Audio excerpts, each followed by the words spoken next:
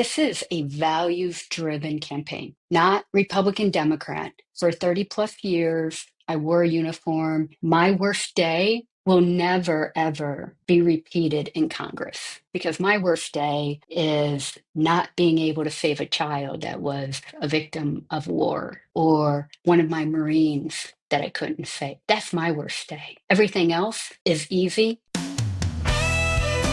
Educate, inform, inspire. The Dan Parsons Show, a podcast that lifts up instead of tearing down. Hey, welcome to the Dan Parsons Show. Coming up on today's show, we continue to feature candidates for the Democratic nomination for Congress in Omaha's Blue Dot, the 2nd District. Today, featuring Kishla Askins, a U.S. Navy veteran and former Deputy Assistant Secretary of Veterans Affairs under President Obama. But before I introduce Kishla, a shout out to our Friends of Dan, our Patreon support team. If you'd like to support the #1 political podcast in Nebraska with your hard, cold cash, hop on over to patreon.com and look up the Dan Parsons Show and join the fun. Not only will you be supporting this show, you'll get exclusive bonus content. Okay, here's my interview with Kishla Askins, candidate to represent Nebraska's 2nd Congressional District. Enjoy. Well, it is my pleasure to introduce Kishla Askins, a candidate for the Democratic nomination for Congress, Nebraska's 2nd District, which our very astute audience knows has become one of the most competitive races in America. So Kishla, welcome aboard. Thank you, Dan. I appreciate you giving me this time to talk to Nebraskans and discuss some very important issues. Yeah, very good. Well, let's start with your background and why you want to serve in Congress. You're a retired U.S. Navy veteran. By the way, thank you for your service. Thank you. My pleasure. A former Deputy Assistant Secretary of Veterans Affairs. You served in Iraq and Afghanistan, and you were part of the military response for the terrorist attack on the USS Cole. Fascinating. You stated in your introduction that your experiences on the battlefield, caring for the men and women who fought to keep us safe, has shaped every aspect of your life. So fill in what I've missed in that brief introduction. And then I guess my first question, how does your extensive military experience prepare you to serve in Congress? Yeah, that's such a loaded question. But, first, it's all about service. I've given more than 3 decades of my life to our nation, to the local communities, to our veterans, families, survivors, and caregivers. And it's ingrained to who I am, is how I grew up.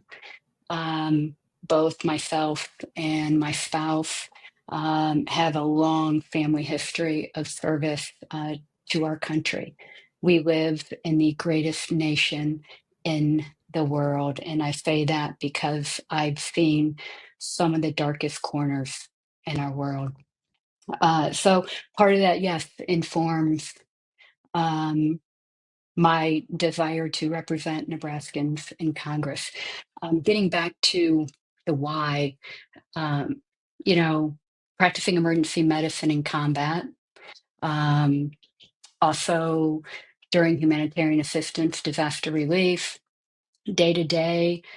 And then also, as you pointed out, I was part of the battle group that was deployed when the USS Cole was bombed in Yemen.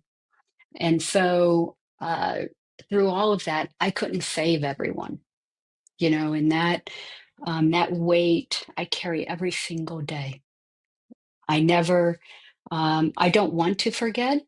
I can't forget because it's a little bit different in the military when you're taking care of the men and women that are your Marines, your sailors, and the next time you see them, they're on your table and you're trying to save their life. Wow. And, everything from a Marine having, you know, his wife and children's names on his heart, Hmm. tattooed, because no matter where he went, he wanted them to be close to heart. Hmm. There are patients that will stay with me my entire life, and that's what shaped my desire to go to the US Senate to, impact more than one patient at a time, but millions. Yeah. To go to the Pentagon where I could shape policy and work at the highest levels of government and national security. To go to the Department of Veteran Affairs and take care of those men and women that may have not come back whole. The sacrifices that the families make and the caregivers and survivors. So purpose is what drives me every single day. Yeah. And with that, you don't get deterred at the noise. Yeah. Yeah. Well put. Well put. In my research, I understand that you helped pass legislation that expanded military mental health care. Can you talk about that a little bit and how, if elected, how would you serve your fellow military veterans? Well, I think there's a few key points in that. First, I worked for Senator Joe Donnelly while still in uniform. I had the pleasure of working in his office and such a wonderful public servant. He was senator from Indiana. And so at that time, I was serving Hoosiers. And he taught me a lot about true public service and getting things done in the US Senate. And so I wanted to leverage my background because mental health was one of his key policy issues. And I said, we have to, and coming at it from a provider standpoint, understanding actually how the practice of medicine and the delivery of healthcare works on the ground, I understood where the challenges were and where I could help. And so I developed legislation, and that's the easy part. The hard part is getting bipartisan sponsorship, getting enough bipartisan sponsorship, and then getting it passed. And we were able to get it passed as part of the National Defense Authorization Act and signed by President Obama. So it takes a village to get things done. So it's not just Kishla Askins. He had a phenomenal staff, the Senate Armed Services Committee staff. There were many people that contributed to this legislation, but it's very important to understand how Congress works. Relationships matter, bipartisanship work matters. And if you understand why you're there and who you serve, you'll never go wrong. Yeah. Wow. Fascinating. Well, let's talk about some current legislation. The so-called Big Beautiful Bill. How in the hell we got that name? I can't believe us reporters are actually repeating that. But anyway, that's what it's called. Congressman Don Bacon, who was on my show recently, announced that he will, when he announced that he's not running for reelection, and he made this comment to a reporter about the Big Beautiful Bill. He said, I just think there's a lot of goodness in this bill. And we worked hard to make sure we protect the most needy, whether it's Medicaid or SNAP, the Supplemental Nutrition Assistance Program. So do you agree with his assessment of that bill? And would you have voted for that big beautiful bill? So I call it the Big Ugly Bill. Respectfully, because I always want to be respectful. There are multiple lenses on any issue. My lens, which I think is very informed as a clinician, somebody who's worked in the halls of Congress, who understands healthcare policy, who understands academia and the importance of education programs in hospitals, to include rural hospitals. I would disagree with him, and I would not have voted to pass it. The tagline is the math doesn't match up, quite frankly. I think if you just look at the math, you don't have to be a wonk, a policy wonk, just the math. It doesn't make sense how, while Americans are losing benefits, to save money is what they say, and our national deficit is growing to 3.3 or 3.4, depending on your source, over a decade. That math just doesn't make sense to me. It doesn't make sense.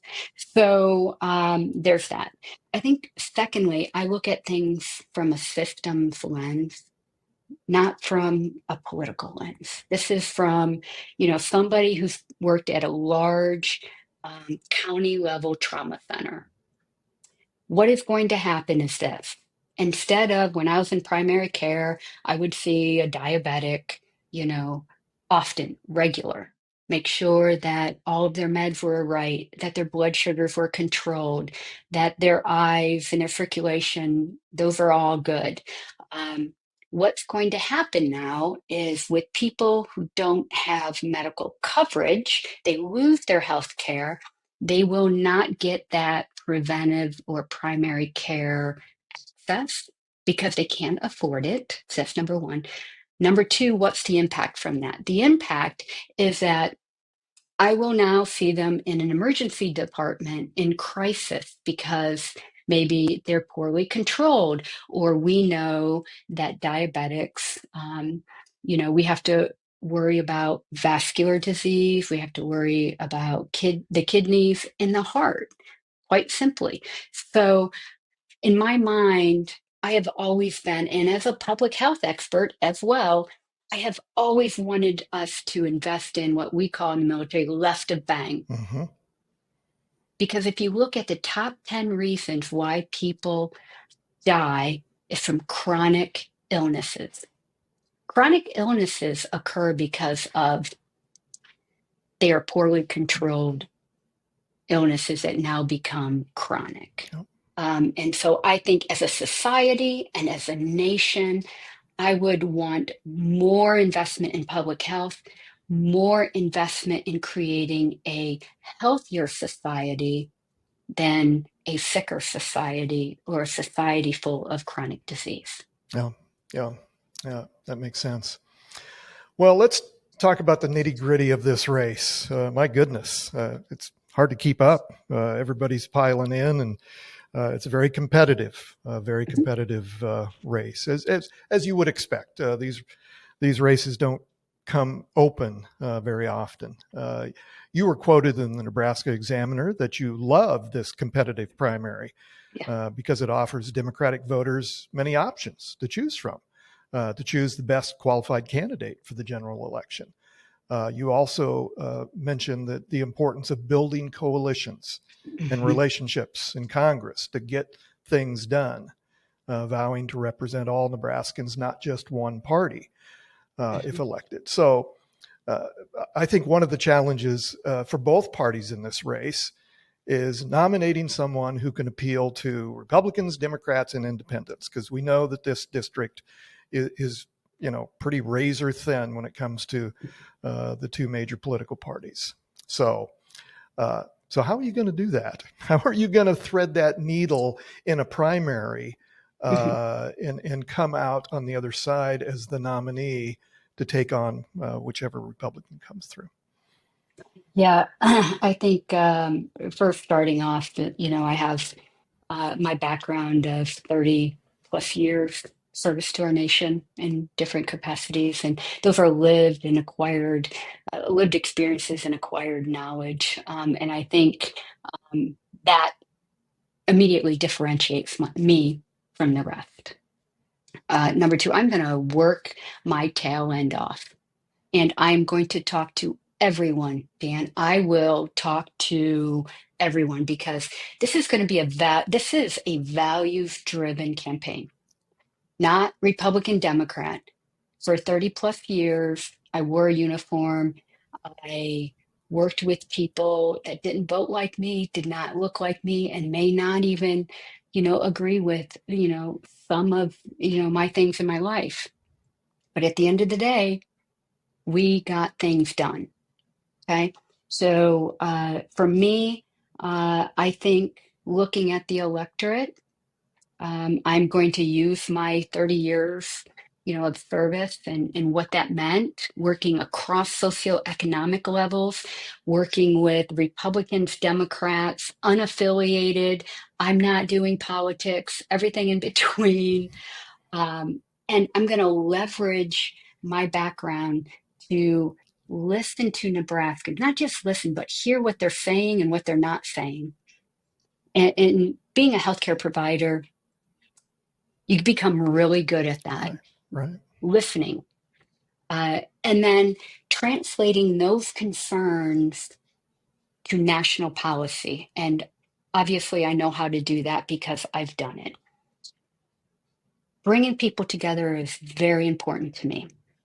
I recently wrote an op-ed about an idea I want to bring the community Yeah. together for a Midwest National Security Consortium. Yeah. That's not Democrat Republicans, Dan. This is about making the pie bigger for Nebraskans. This is about not only creating more jobs, but creating better paying jobs. This is about leveraging what we have thus far, creating an ecosystem, expanding that, and growing our national security from the center out. That is, generally speaking, a bipartisan issue, national security.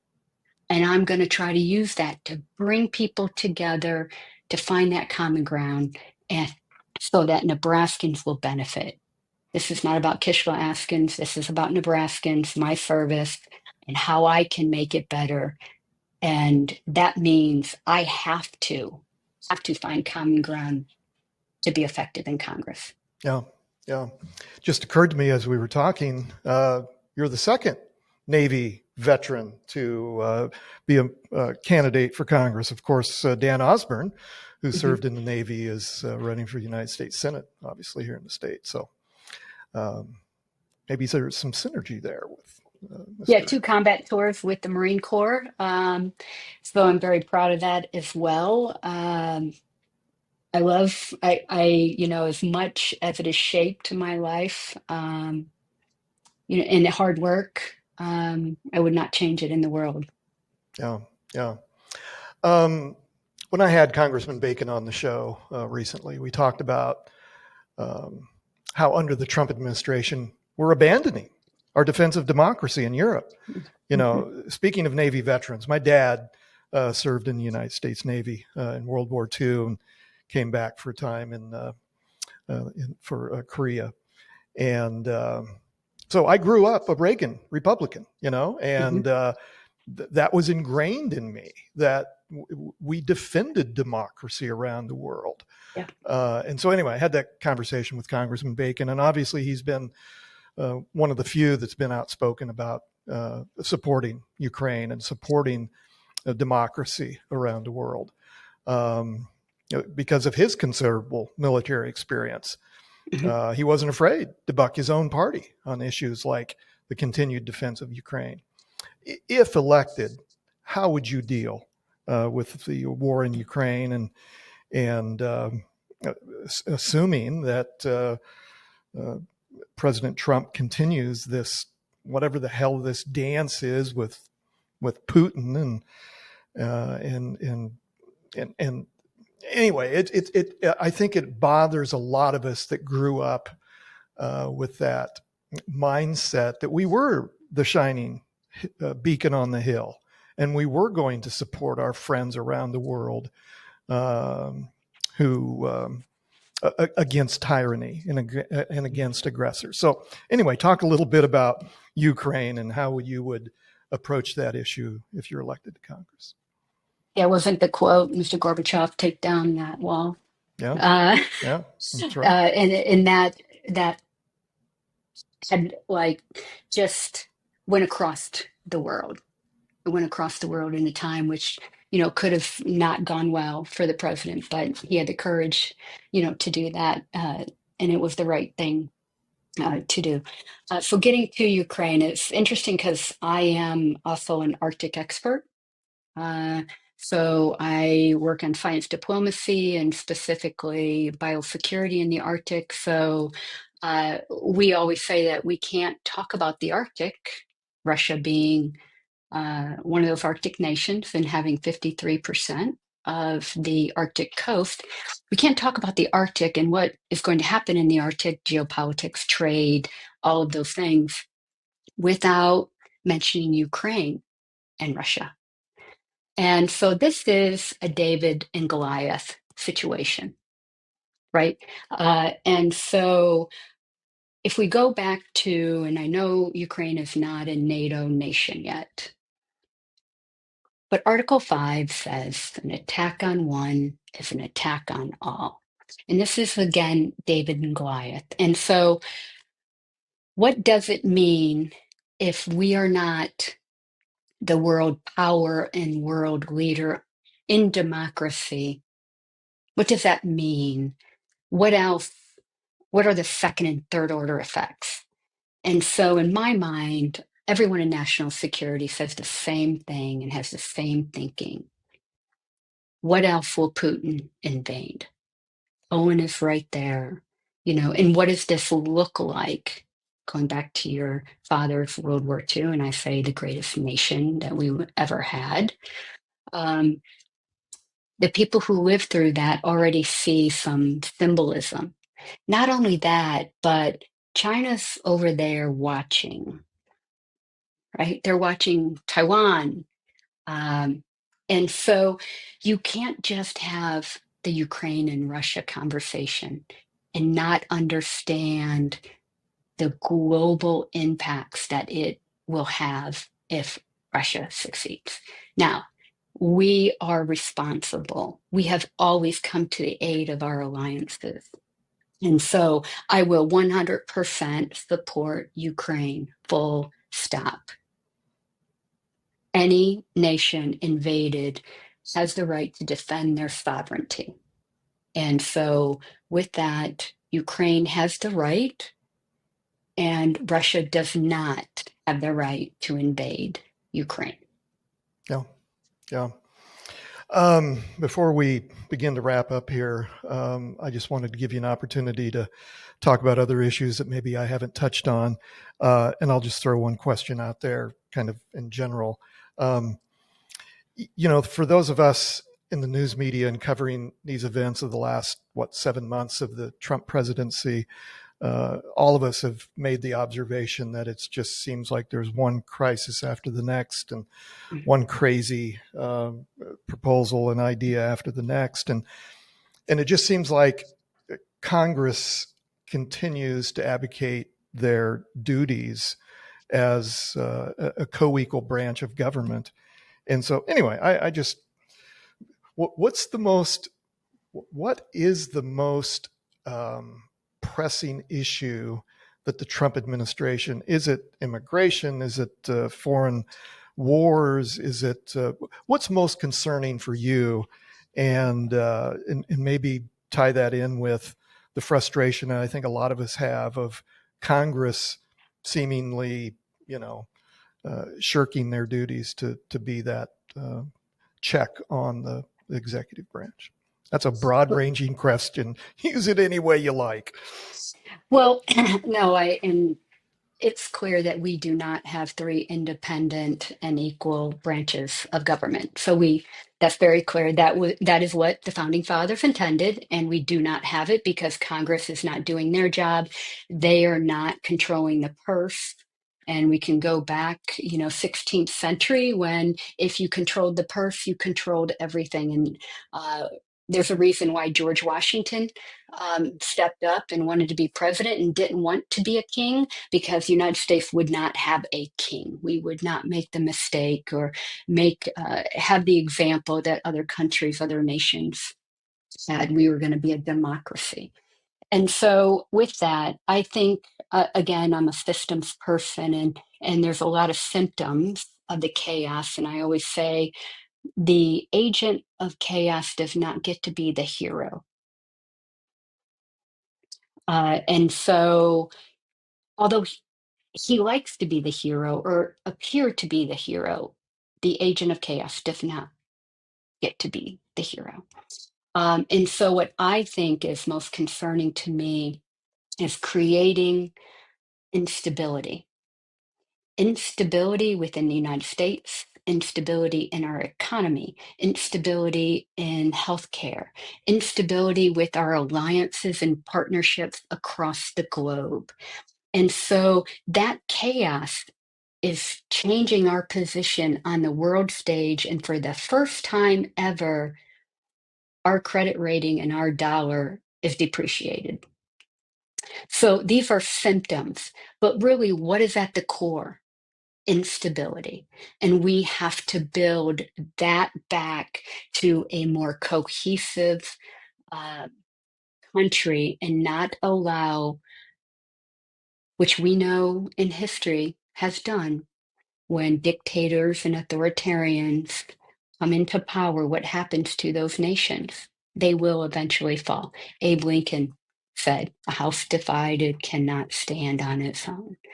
Um, and so I think with that, this instability we need to take away. We need Congress. We need people elected to office, one that are prepared to go into Congress, understand why they're there, who they serve, and then how they're going to get work done and lead. Being an elected official is leadership. Mm-hmm. And so you need people who have led, who have been combat proven, who are willing to be the only one standing if it's for Nebraskans. And I will say yes, yes, yes to all of those, because my worst day will never, ever be repeated in Congress. Hmm. Because my worst day is not being able to save a child that was a victim of war, Hmm. or one of my Marines that I couldn't save. That's my worst day. Hmm. Yeah. Everything else is easy. Seems pretty simple, doesn't it? Yeah. Yes. Yeah. Yeah. Well, Kishla Askins, appreciate your time. Tell our audience how they can learn more about you and your campaign. Yeah. So, KishlaForCongress.com. You can follow me on Facebook, on Instagram, on X, and we will be expanding to Blue Sky as well and other social media platforms. I welcome all Nebraskans. So, whatever your political affiliation is, I'm here to represent all Nebraskans. I want the easy questions, the hard questions, the questions that haven't been asked, because in my mind, uh, bringing people together and having those hard conversations is so very important. We don't always have to agree, but we should all want to talk to one another about our concerns and try to get to yes. Yeah, well put. Parade season. Are you out on the parade circuit yet? Yes, there are lots of parades, lots of opportunities to meet people. Um, and so I balance, I'm a doer. I want to do. And so I much rather, here, let me go volunteer or let me do something that's going to improve the quality of life for someone. Yeah. And so that's what I choose to do more.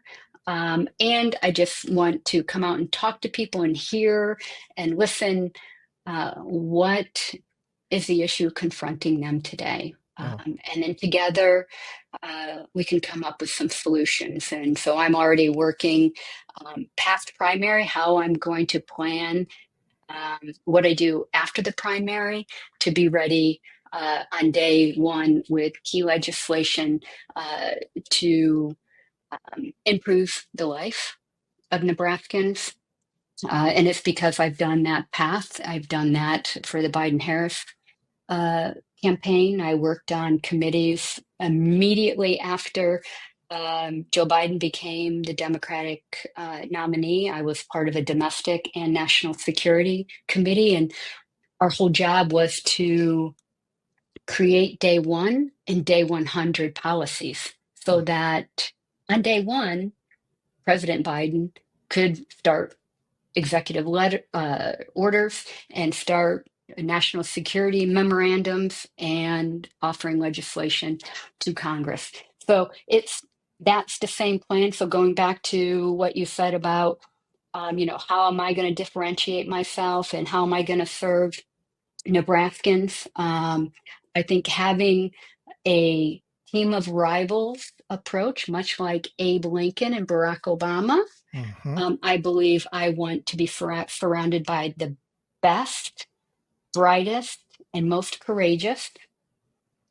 Together, we should be working for Nebraskans. So I will create a committee to bring everyone together to start writing pieces of legislation and policies so that on day one, I walk into Congress, I will have 3 pieces at least to offer sponsorship and get to work. And it's that track record and experience of knowing how to do it, when to do it, and with who to do it with, that I think I will be most effective. Very good. Very good. Well, again, thanks for your time. Best of luck. We'll be keeping track. We got a long season to go. Shoot, we've got a lot of interviews, and I'm sure you've done many, and so we'll keep track, and we'll be checking back in with you. But in the meantime, have fun, and best of luck. We'll check with you. Oh, thank you, Dan. Hey, thanks, Kishla, for joining me today. Best of luck on your run for Congress. If you are a friend of Dan, our Patreon support team, look for exclusive bonus content with Kishla. And thanks to Chase Porter for your excellent work to produce this episode, and Ike Samanas for your graphic design. And thanks to each of you for tuning in. Now go do good things. I'm Dan Parsons.